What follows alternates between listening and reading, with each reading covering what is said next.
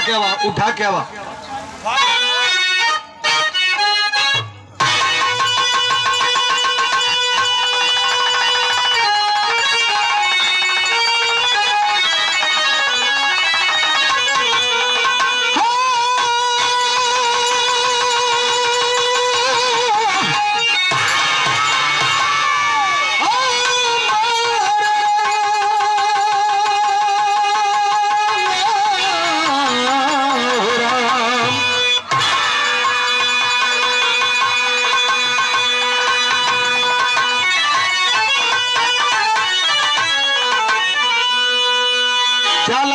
भूमिका है बन के अंगार दिन कर जलाने लगा,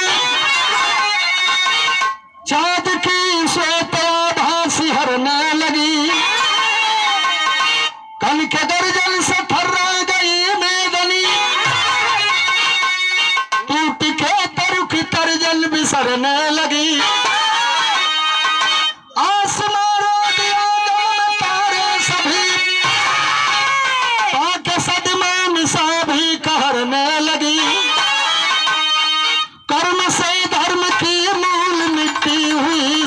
की छाती दुख से बिहरने लगी।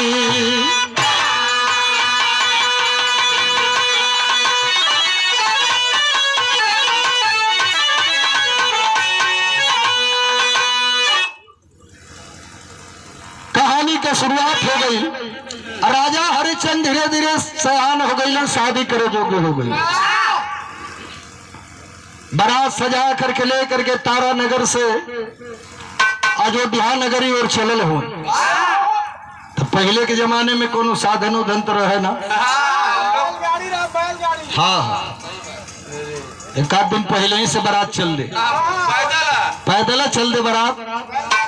दोहरी का खर्चा लोग ले ले, सतुआ पिसान, जहाँ भूख लगे थैली ले ले, पानी पी ले, सतुआ सान के खा ले, बारात लेके चलल हूँ।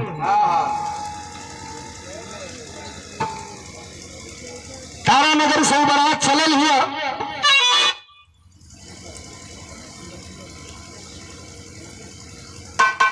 तारा नगर धीरे धीरे नजर आ ले हूँ। एक बहुत बढ़िया बगीचा है, वही बगीचा में बारात पहुंचल है। शाम के 3 बज रहा बा, सोचल कि भाई 3 बजे थे दुअरवा निकचा ले ही जा, ये कुछ आराम कर ले जा। जब 5 बजे तो बारात लेके चल जाए।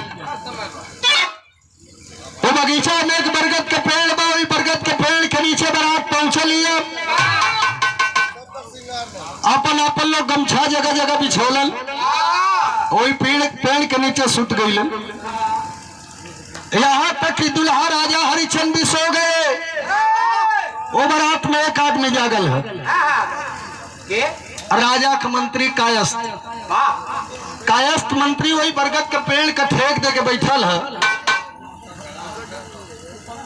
चारों तरफ देखत हुआ कि भाई देखी केहू जागल तो नहीं बा, कोनो परेशानी दिक्कत तो नहीं बा। तब तक वही बीच में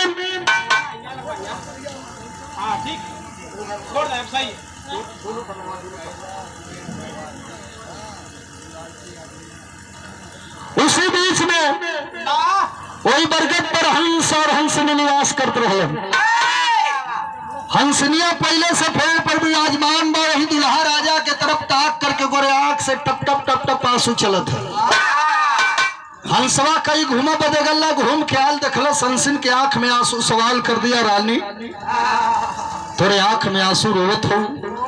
केहू मरलस, केहू गरियौलस, केहू कुछ कहलस, काहे रोवत हो? कल नाए सैया, ना ही केहू मरलस, ना ही केहू गरियौलस, ना ही केहू कुछ कहलस। तनी हो पेड़वा के नीचवा तकता, इतना सुंदर दुल्हा हूं, इतना सुघर हूं। कल तो से मतलब कवन बिया तो के करे के ठीक होकर चाहे खराब, तो उससे कहा मतलब? कल ना सैया कोनो मतलब तो ना बा, लेकिन दुल्हा के आल हर जान चल जाई। सवाल कर दिया हंस का है जाई रानी बताइए से हंसनिया का बताइए सिया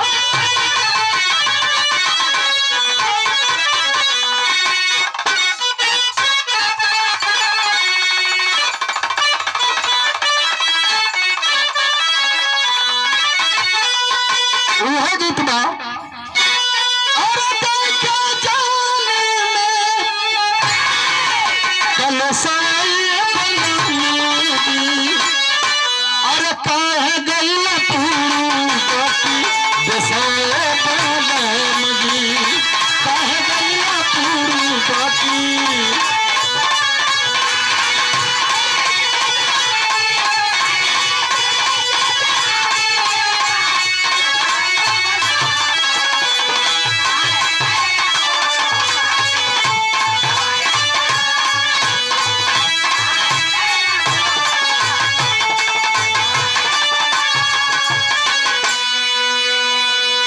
रोए के बतौले से हम सुनिया का बतौले सुनिया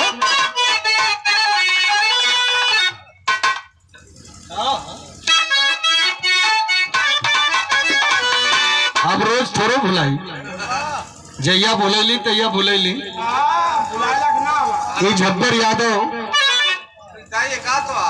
अब कुल बतावल जरूरी थोड़ो है यार हर बात हर जगह ना बतावल जाला कुछ तोप के छिपा के रखल जाला आई वो मौके की बात है वो बतावल जाए जब समय तो बता जाए हमारे झब्बर भैया रसूलपुर झब्बर यादव जी आपको ओर से 100 रुपया पुरस्कार मालिक आपके सुखी रखे सतहियन के नमस्कार प्रणाम आशीर्वाद में शांति दी हम का बतौले सियो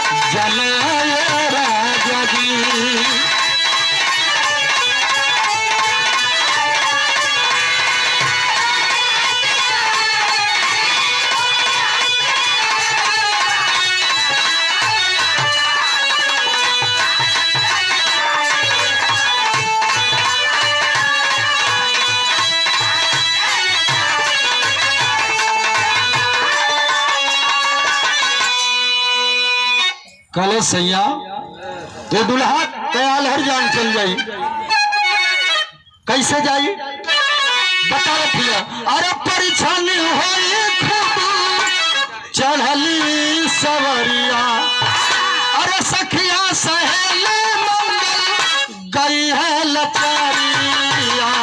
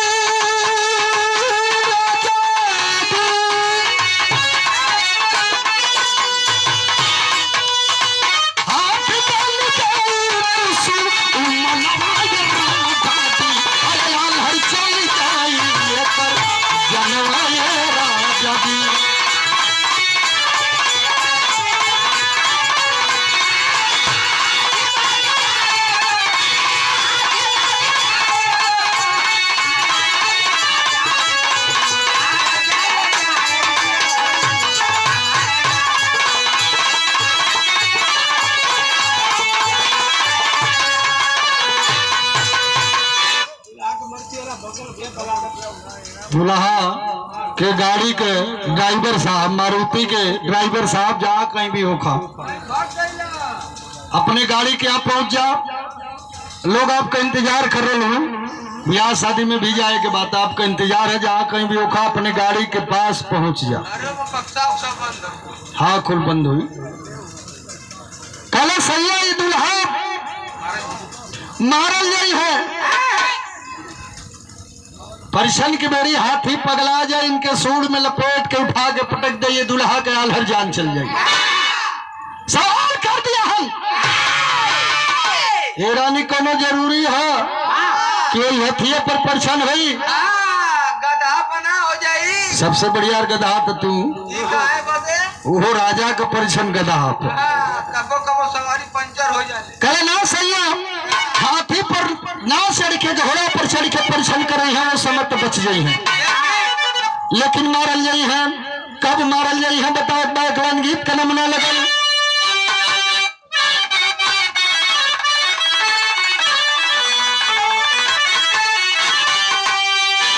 एगो ननद अपने भौजी से कहत रहल, ए भौजी बड़ा दिन के बाद मिलल हूँ, कल भौजी एगो काम कर दिया, भैया से कह दिया। का कहले सिया,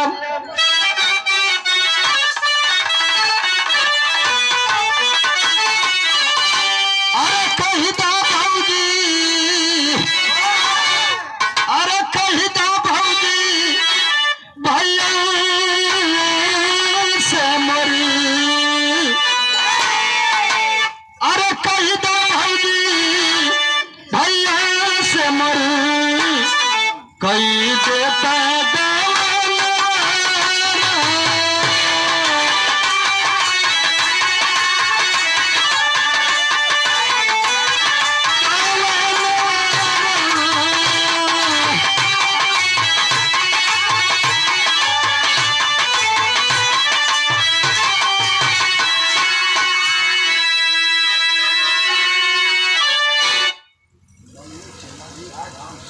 अरे हाँ नहीं बस जान गए।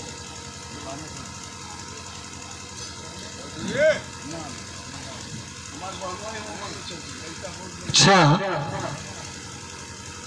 प्यार भरा पुरस्कार 100 रुपया, पुरस्कार 100 रुपया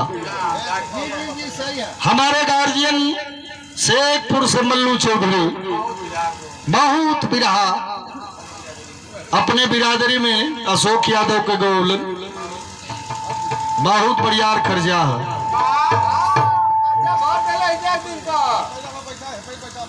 मल्लू चौधरी जी की ओर से सुंदर माला 100 रुपया पुरस्कार दे करके सम्मानित कयन है। बहुत बहुत प्रणाम करते हैं सब भैया के, नमस्कार प्रणाम। कहलस गाना कह दे सफर जाई तो का कदी है, जनती है कुंडा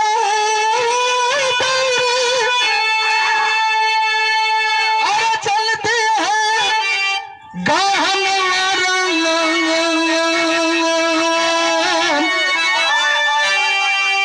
ना सफरी कुंडा गौरी मथती है, गहना मथती है, दूगो सामान दे दी है। का सामान दे दी है, अरे तू अच्छी जुआ, अरे तू अच्छी जुआ दे दी है, चौकिया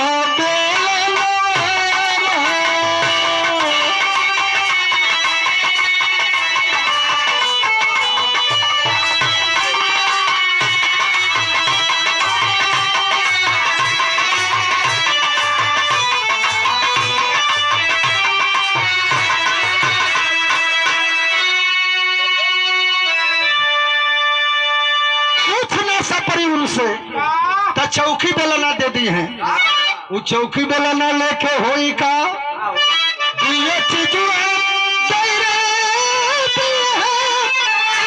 चौकिया बेलना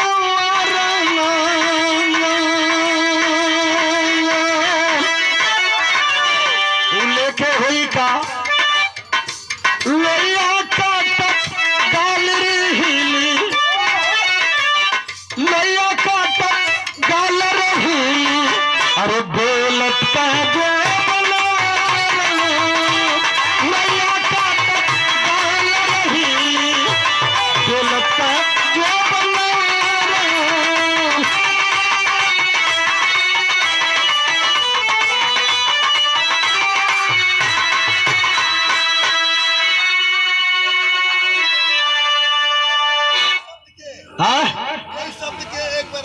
अच्छा तो रावल के जब हमार पिताश्री मल्लू चौधरी जी का आदेश है देखे दोहरा दे के है,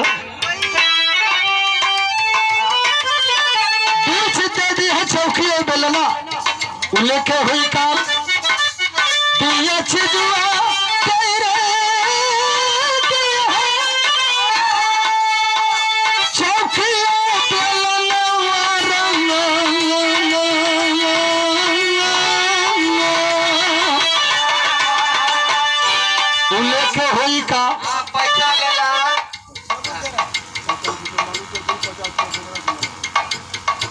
हमारे गार्जियन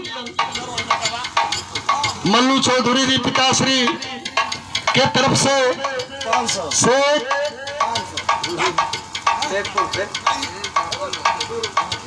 पुरस्कार आया है और 50 रुपया हमारे मनोज भैया के तरफ से भी पुरस्कार आया है बोगना से। बोगना के धरती से प्रणाम करते हैं सब भैया के नमस्कार प्रणाम। लोया काटत गाल रे हिली, लोया काटत गाल रे हिली, अरे बेलत का जो बनवा, लोया काटत गाल रे हिली।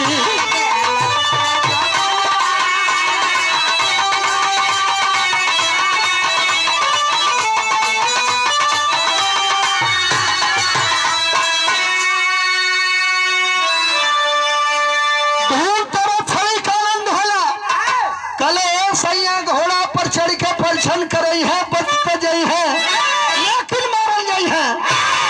कब मारल जई है बतावतिया, अरे प्रेम की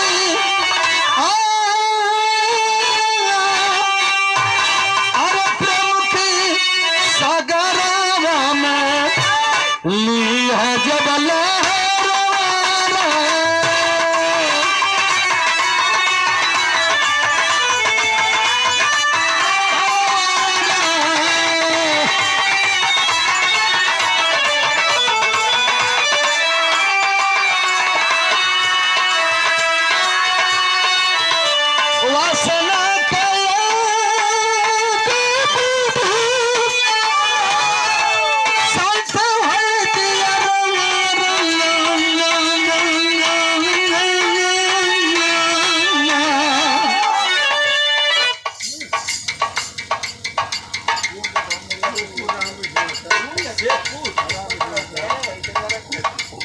पुनः 21 रुपया पुरस्कार शेखपुर से बाबूजी राम वृक्ष मास्टर साहब आपकी ओर से 21 रुपया पुरस्कार आया है। बहुत बहुत प्रणाम करते हैं सब भैया के नमस्कार प्रणाम। वासना का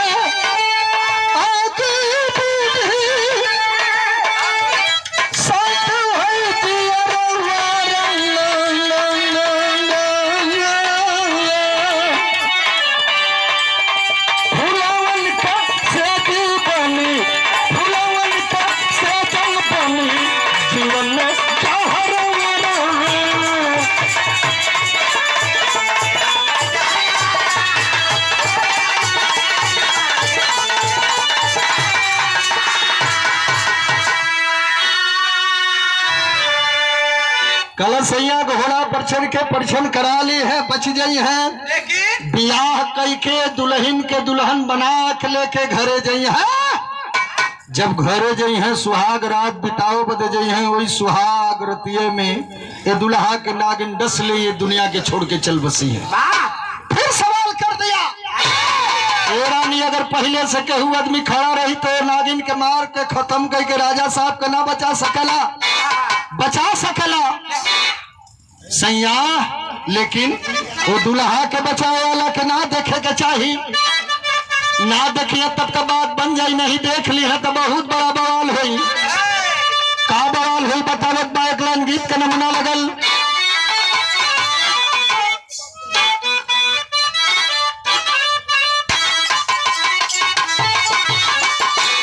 वह गीतिया बाकी पिया परदेश, पिया परदेश गइल तार लगो टोपिया में।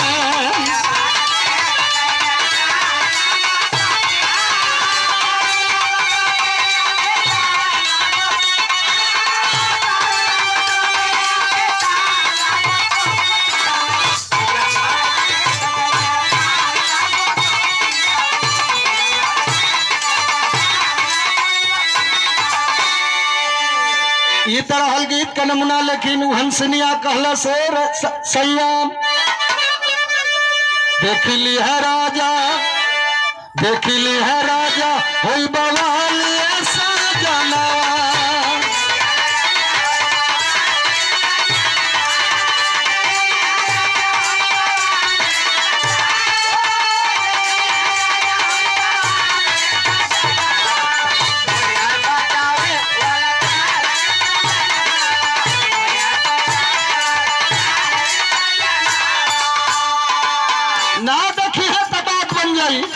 अगर देख ली है तो होई का देखी पूछे लगी है भूप सगरी कहानिया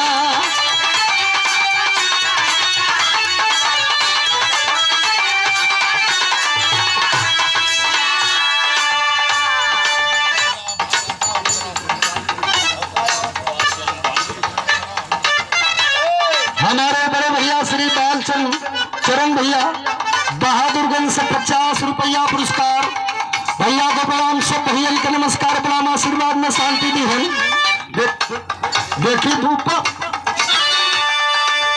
देखी पूछे लगी है धूप सगरी कहानिया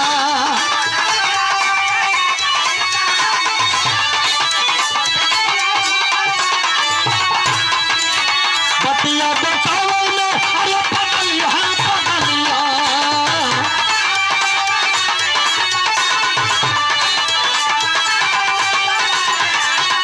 होई जाई जीवन में अरे होई जाई जीवन में पवालिए सजना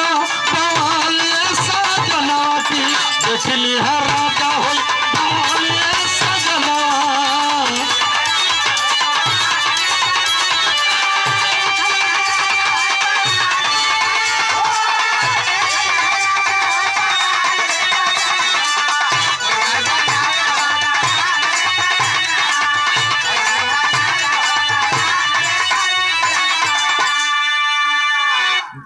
राजा साहब देख लिए हैं बचावेला से पूछे लगी है काहे बदेला कौने कारण बदेला अगर वो बता दी है कि तुम्हें बचाओ बदेली वो बतिया बताओ तो आदमी का पूरा शरीर पत्थर का हो जाए। फिर सवाल कर दिया हम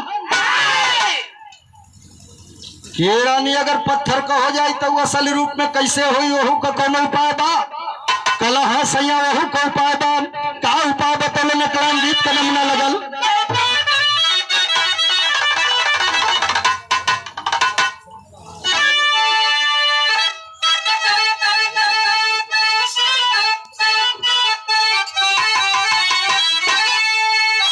वह गीत बा भोर के समय में मल्लाह भाई लोग जब गंगिया में नाव लेके जालन रोड़ी फेंक के माई गंगिया के जगावेलन बुलावेलन पुकारेलन कैसे हम तो से पूछ लो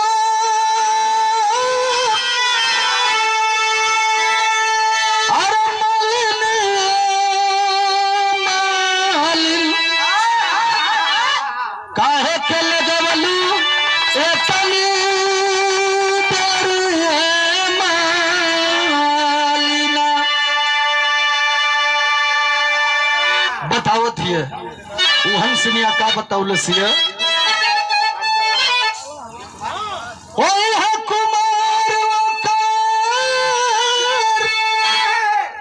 ऐसा दहिया काटी गरदनिया हो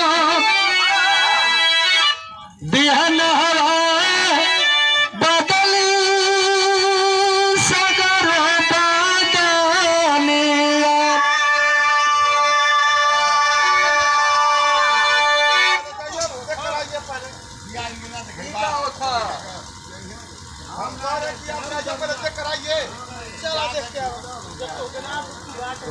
बाधा हो जाएगी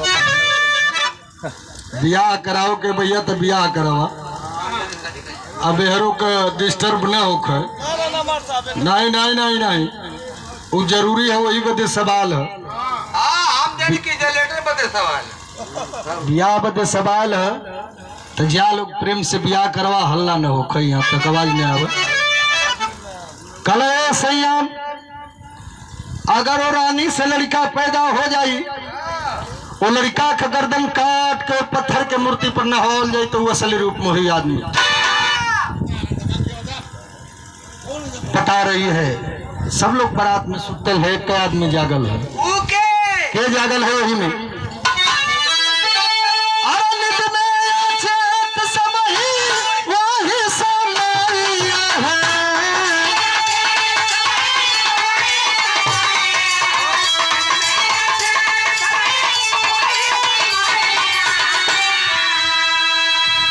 जागल मंत्री सुने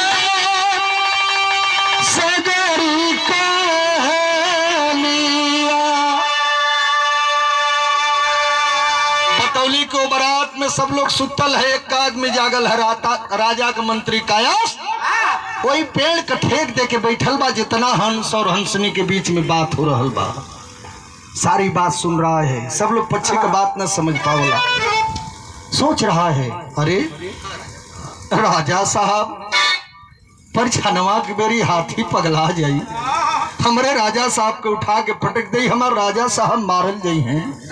आंख से आंसू चलत रोत राजा के दरबार में रह करके, और राजा का नमक खैलिन, लगत बा हमारे आंख के सामने हमारे राजा साहब मारल गई हैं। भाव दिए कवि जी शैली में, अरे कैसे स्वामी का जनवा, अरे खल शर्त नमक दे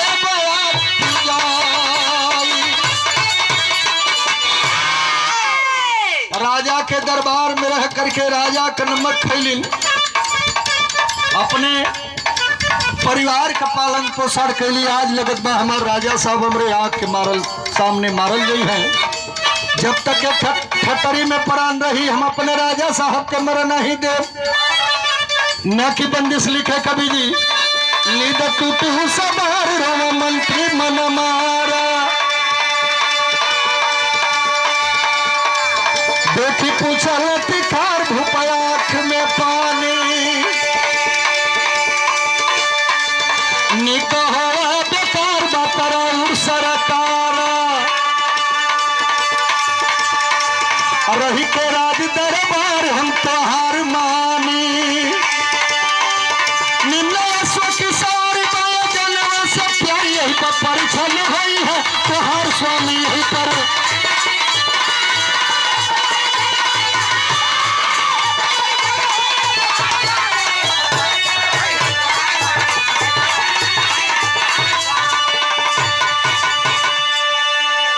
सोच रहा है वह मंत्री के हमारे आंख के सामने हमारे राजा साहब मारल गई हैं। हाथी पगला जाए, इनके सूढ़ में लपेट के उठा के पटक दे, हमारे राजा साहब का आलहर जान चल जाई। जब तक ठटरी में परान रही हम राजा साहब के मर नहीं दे, आंख से आंसू चलत है। एकाएक राजा हरिचंद की नींद टूट गई, देखने कि मंत्री की आंख में आंसू है। सवाल कर दिए, मंत्री तोरे राजा का शादी होके जाते, तोरे आंख में आंसू हरोत हुआ का बात है? हाली उला अपने आंख के आंसू पूछत हो। कल साहब एगो दिल में बात रले, सोचत रही है मनबा या न मनबा, यही बदे रोत रही है। कल बताइए क्या बात है? कल साहब पूछत हुआ, हमेशा हाथी के सवारी कैले हुआ, देखा बहाना बनावत हुआ मंत्री, हमेशा हाथी के सवारी कैले, आज तो हर शुभ दिन बियाह हो जाता, आज हथिया पर न चढ़ के हमारे घोड़वा पर चढ़ के अपन परछनवा करा लेता, बड़ा ठीक हो जात, बड़ा खुशी हमके हो जात। यही बदरो थे कल, ही कौन सी बात है? चलो हमारे हाथी का सवारी कैला, हम तोरे घोड़ा का सवारी कैली, कोई बात नहीं।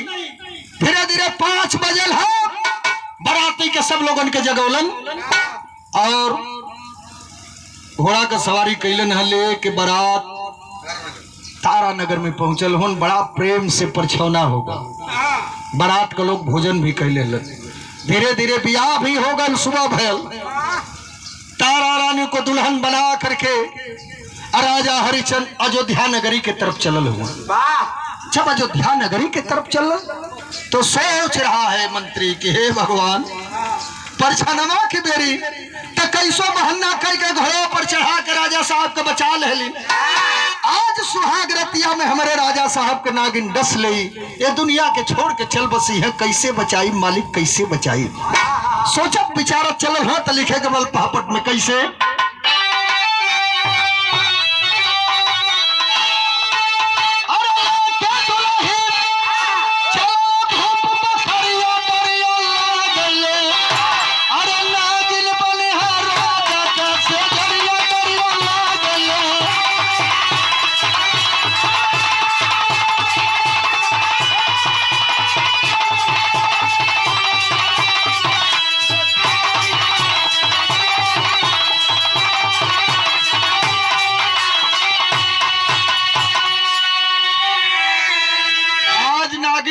भाई हमारे राजा साहब के दुनिया के छोड़ के चल बसी हैं, कैसे बचाई मालिक, कैसे बचाई।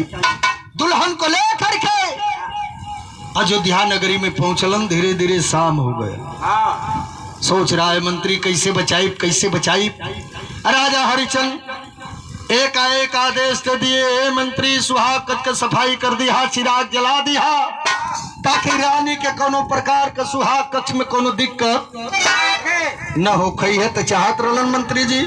सुहाग कच के सफाई कैलन, चिराग डलोलन, चरपाई लगोलन, इतना सुहरा के ऊपर बिस्तरा लगोलन कि नीचे का आदमी ऊपर से दिखाई न दे। तलवार लेकर के उसी चरपाई के नीचे वह मंत्री सो गया। जब सो गया तो दीपक जलावे के मौका राजा से मंत्री पवल है, हित नाट में व्यस्त सभी तब सुंदर घाट लगावल है। अरे फुलवन से महके जैसे फुलवरिया डरिया लागले, पलंग के नीचे सूतले कटरिया डरिया लागले।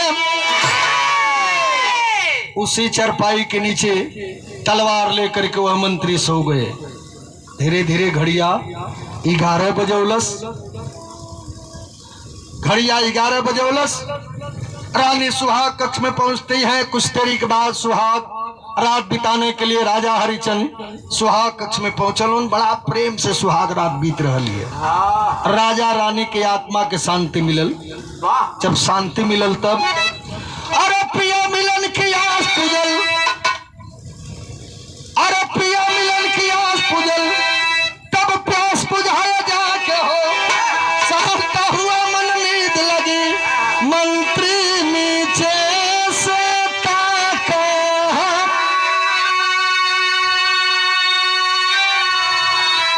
अरे तब तक निकली नागिन ले फुफरिया दरिया ला गले। अरे खींच कटारी मंगिया देला मौरिया दरिया ला गले।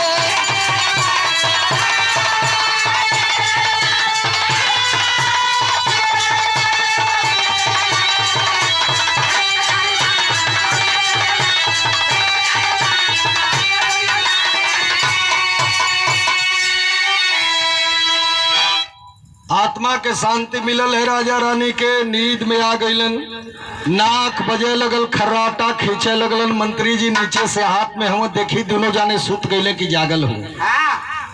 चाल पा गए के सोगल हो। राजा रानी तलवार लेकर के चरपाई से उठ खड़ा हुए, बाहर निकल करके खड़ा हो गईलन। बगल की चार दीवाली से नागिन फुफकारती हुई निकलती है और तान करके तलवार उस नागिन को काट दिए, 2 टुकड़ा कर दे। गौर करेंगे बाबूजी, वह मंत्री सुहाग कक्ष में भी राजा हरिचंद को बता लिया। लेकिन जब नागिन कटल है, वो नागिन का खून का छींटा वही राजा साहब के चेहरा पर पड़ल है। ठंडक बुझायल। आज जब ठंडक बुझायल तो नतीजा निकलल का स्वर्गीय सिमुरत गुरु ए आल्हा के गांव में। कैसे गांव में धरा अरे राम डोलन लागे रे जहनवा डोलन लागे, राम डोलन लागे रे जहनवा डोलन लागे। धीरे धीरे डोलन लागे धरती आसमान, अरे धीरे धीरे डोलन लागे धरती आसमान। कुन्हा कबूत फैल राजा के चेहरा, अरे कुन्हा कबूत फैल राजा के चेहरा। अरे टूट गई नींद तब ठंडा का बुझाया, अरे ऊपर से नीचे वाले हो खले मऊरिया, अरे ऊपर से नीचे वाले हो खले मऊरिया। अरे मंत्री जी से बात राजा पूछे रामाया, हरे राम हरे राम।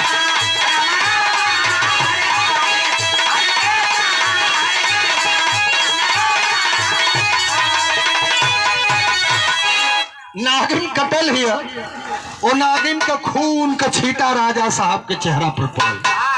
ठंडक बुझायल है। एकाएक राजा हरिचंद की नींद टूट गई। देखा मंत्री बगल में खड़ा है तलवार लेकर के। आवाज अरे इतनी तुम्हारी हिम्मत जो कि मेरे सुहाग कक्ष में पहुंच गया, या तो चोरी करने के लिए आया था, या तो जान मारने के लिए आया था, या तो मेरे पत्नी के सिवा कोई गलत निगाह रही होगी। हाथ जोड़ ले है मंत्री, आंख से आंसू चलत है। ना ये राजा साहब ना ही चोरी करे बदया ले ली, ना ही आपके पत्नी के सिवा कोनो गलत निगाही रहल, ना पूछता तो बड़ा बढ़िया रहा। कल बताओ नहीं तलवार से तोर गर्दन अलगा दे। कलश काहे गर्दन अल गई बा ये राजा साहब? बात तो बता दे, लेकिन बतिया बताते पूरा शरीर पत्थर को हो जाई। जब पूछल चाहत हो तो बताई, लेकिन ये शरीर पूरा पत्थर को हो जाई। एक काम करिया, ये रानी से लड़का हो जाई, ये लड़का का गर्दन काट करके हमारे पत्थर के मूर्ति पर न होई बा तो हम असली रूप में हुई तो हार विचार क्यों नहीं तो उन करिया ला बतावत है।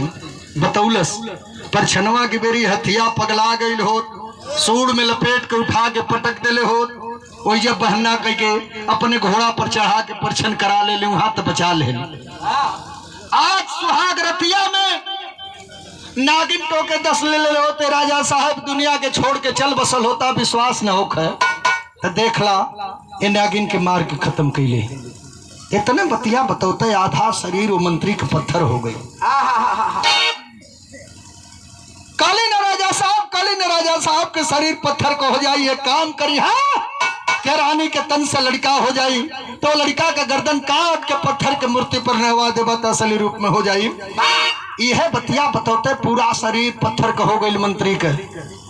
सुहाग कक्ष में पत्थर का मूर्ति बन के खड़ा हो गई। बहुत दिन बीतल, कुछ दिना के बाद तारा रानी के गोद से एक लड़का पैदा भल। बड़ा खुशी है, कहीं गीत होता, कहीं बाजा बजत है, कहीं सोहर होती है, तमाम खुशियां है। 10-15 दिन बीतल, रानी के याद पड़ले राजा साहब ये मंत्री तोहरे संगे बड़ा उपकार कैले है, बचा के तोहके लेके आल है, नहीं तो तू धरती पर रहला होता। एहू के विषय में सोचत हुआ, एहू का परिवार है, लोग लड़का हुए, आखिर कैसे परिवार चले। राजा हरिचंद कल ठीक कहलू रानी, सोचत नहीं हो, लेकिन एक बहुत बढ़िया शर्त बधौले है। औलाद के गम तो फौलाद के टुकड़ा बना दिला ये रानी। भला तू बतावा हम कैसे अपने बेटवा के गर्दन काट के बलि चढ़ाई? रानी कैसे चढ़ाई? रानी कली कोनो जरूरी है कि अपने बेटवा के बलि चढ़ी? कोनो बेटा के गोदनामा लेला, खरीदला, धर्म के बेटा हो जाई, बलि चढ़ा दा। कला ठीक कहलू रानी।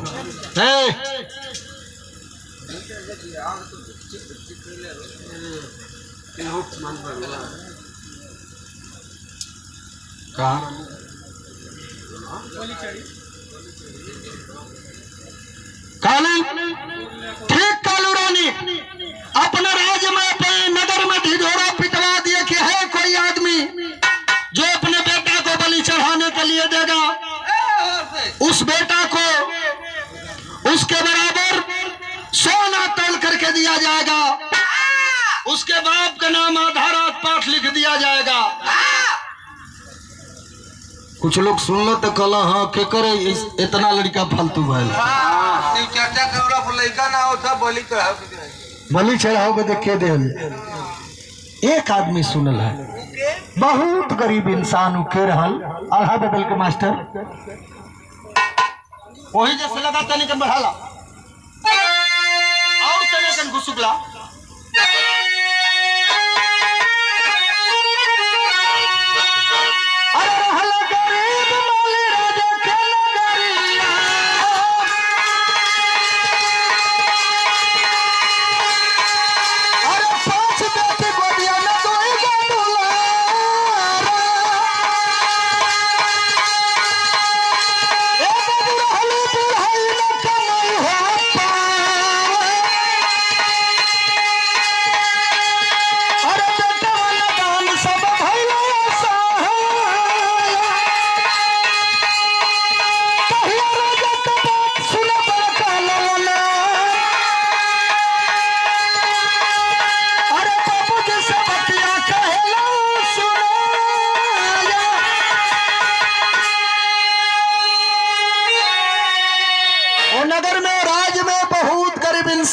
माली जिनके पास एको मंडा एको बिसा जमीन नहीं बा, बड़ा गरीबी समय है, दिन भर मजदूरी करे तो कैसो अपने बेटवन के पास एक जूनी का भोजन दे पावे।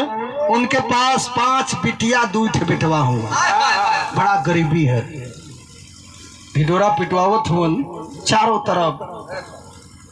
कोई मालिक का लड़का अपने पिता के यहाँ गए, कले ए बाबू बाबू हो, अरे हो राजा साहब के लनवा सुल्ला न हो जे अपने बेटवा के बलि चढ़ाओ बदे दे दे, ओकरे बराबर सोना मिल जाई, ओकरे बाप के नामे आधा रात पाठ लिख दहल जाई। एक काम न करता, हम ही के बलि चढ़ाओ बदे दे देता बाबू, हमरे बराबर सोना तो के मिल जाई, बड़ा प्रेम से 5 बहनिन का शादी हो जाई, हमरे भैया छोटका भैया का जिंदगी सवर जाई। पहाड़ टूट करके गिर पड़ा उस पिता के ऊपर। अरे पगला, ये तू का कहत हुए रे, का कहत हुए? जब तक ये ठटरी में प्राण रही हम तो के बलि चढ़ाओ बदे नहीं दे, भले टुक टुक बिका जाई। वो लड़का कल दे बा चाहे ना दे बा, अब बुढ़ाई पहाड़ हमके देख ना जाती है जाई। राजा हरिश्चंद्र के दरबार में पहुंचा है, दरबार खचाखच भरा है। पहुंचता है राजा हरिश्चंद्र के सामने, गर्दन को झुकाता है, हाथ जोड़ता है। सर राजा साहब तलवार उठा लीजिए तलवार, राजा साहब तलवार उठा लीजिए, बलि चढ़ा दीजिए राजा साहब, बलि चढ़ा दीजिए। लेकिन जौन वादा कैले हुआ हमरे बराबर सोना तौल के दे दिया और आधा राजपाट हमरे बाबूजी के नाम कर दिया, राजा साहब बलि चढ़ा दा। आय हाय, तलवार उठौलन है राजा हरिश्चंद्र। जब ही गरीब बेटवा के गर्दन के ऊपर तलवार चलावत शुरू कैलन, एक बार दर्द के मारे औनी कांप गई, लाचार होकर के कवि जी के भाव दो पर बिरहा में आखिरी भाव है कैसे?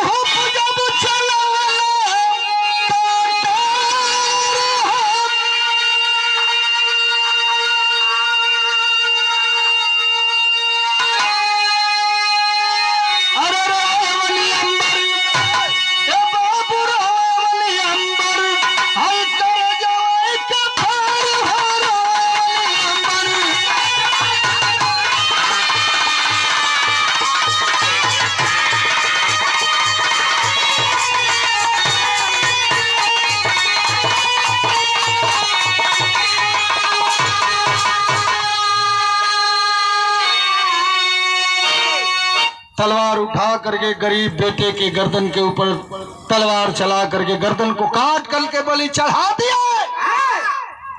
मंत्री जी तो असली रूप में हो गई, लेकिन विश्वामित्र जी प्रकट हो गए। राजा आपने घोर पाप कर दिया, घोर अनर्थ कर दिया।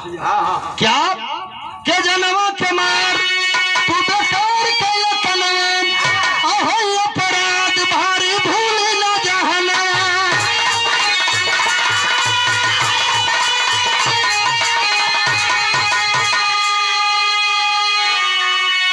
ए राजा, आपने घोर पाप कर दिया, घोर अनर्थ कर दिया। आपको बलि चढ़ानी थी तो क्यों नहीं अपने बेटे की बलि चढ़ाई, दूसरे के बेटे की बलि क्यों चढ़ाई? आपको बहुत बड़ा पाप लगेगा। वह राजा हरिश्चंद्र के पाप लगल। का पाप लगल? रानी नौकरानी बने सुगन साथ हो, अतहिया मसन घटवा पर कर लेला हाथ हो।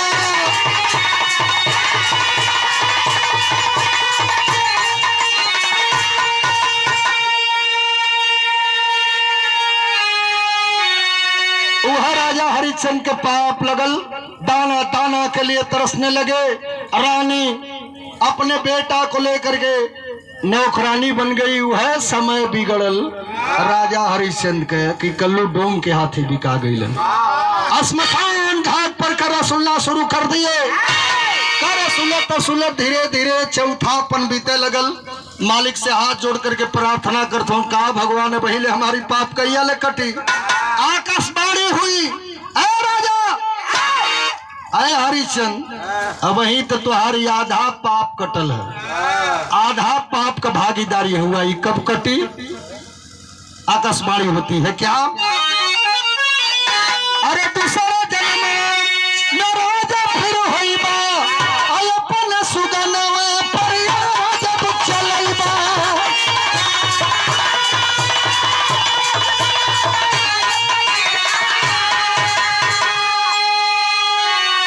आकाशवाणी हुई राजा, ए शरीर के छोड़ा और दूसरे जन्म में आप राजा बन करके पैदा होंगे और दोनों प्राणी मिलके अपने बेटवा पर आरा चलेबा, तब बजा के तुम्हारी पाप। वह राजा हरिचंद मोर ध्वज राजा बन करके पैदा हुए और अपने बेटवा ताम्र ध्वज पर दोनों प्राणी मिलके आरा चलोलन। तो पहले गाना गवा, आरा हिले बलिया हिले छपरा हिलेला, लपकले कमरिया सारी दुनिया हिलेला।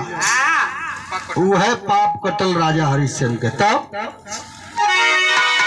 अरे पाप कटी भूल जाए स्वर्ग का द्वार है, रोयवनी अंबर आई करे जाए के पार है, रोयवनी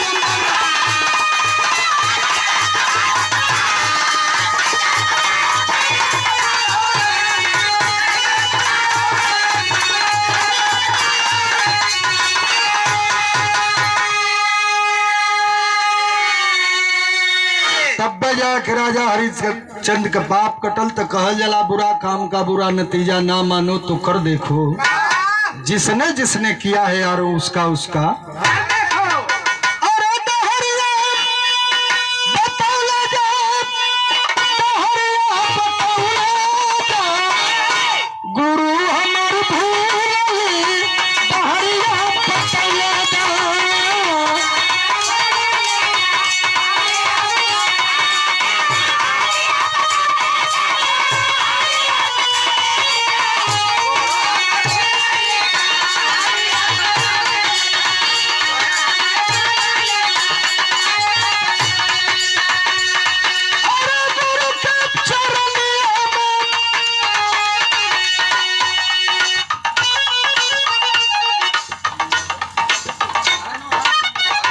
मनोहर भैया के तरफ से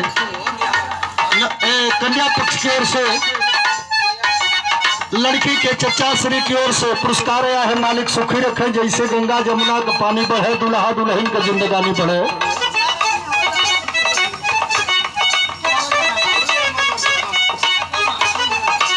चलाइए मैं सब ले ली, सब ले ली, हो गए ले ली हम। हाँ, सबके पुरस्कार दिलन हमारे मनोहर भैया। सब भैया के नमस्कार प्रणाम। कैसे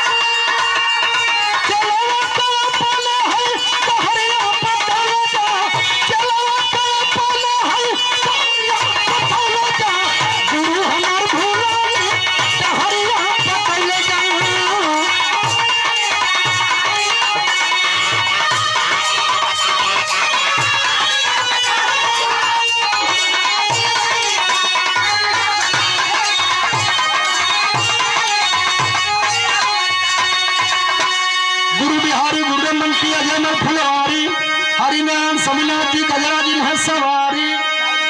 अरे जाई कैसे